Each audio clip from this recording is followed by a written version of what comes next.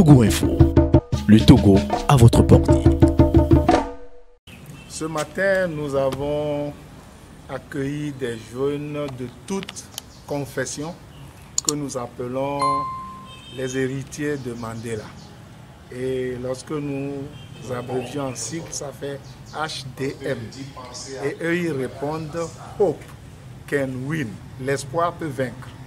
Donc notre espoir, avec les thèmes que nous choisissons avec eux, éducation, environnement et citoyenneté responsable, c'est que nous espérons qu'ils changent de comportement un jour quand ils deviendront décideurs ou bien s'ils ont l'opportunité de créer des entreprises, qu'ils sauvegardent l'environnement.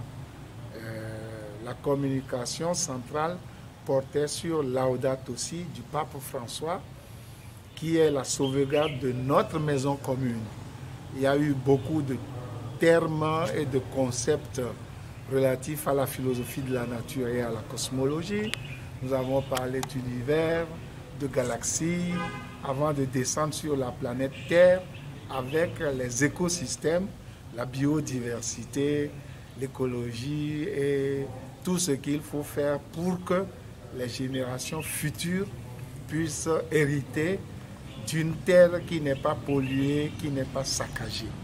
Nous avons évoqué également le fait qu'il faut coûte que coûte abandonner les énergies fossiles pour les énergies renouvelables qui sont l'éolienne, l'hydroénergie et l'énergie solaire.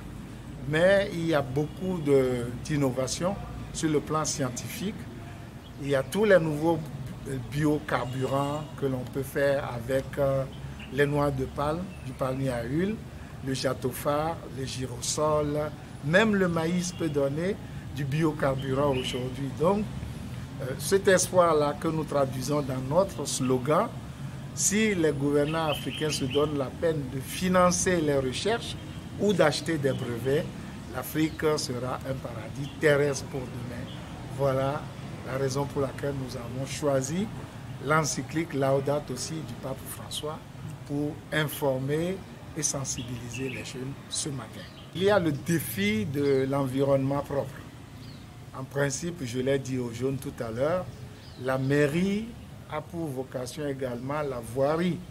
C'est la voirie qui doit veiller à la propriété de la ville. Maintenant, vous constaterez que lorsque nous étions au village, nous étions dans un micro-environnement où les animaux se chargeaient des détritus et des ordures et le peu qui restait que ces animaux ne pouvaient pas recycler, on les brûlait. On faisait un trou, on les mettait là. Aujourd'hui, si on met ces restes dans un trou, ça fait de la biomasse.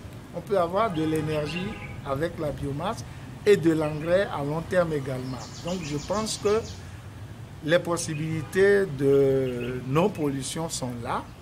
Et si on demande aux citoyens de déposer leurs ordures dans des sachets recyclables à un prix modique et que la voirie viendra chercher ces sachets-là, la ville sera propre. Il faut avoir des poubelles municipales, etc. C'est à notre portée, ce n'est pas sorcier, nous pouvons le faire également.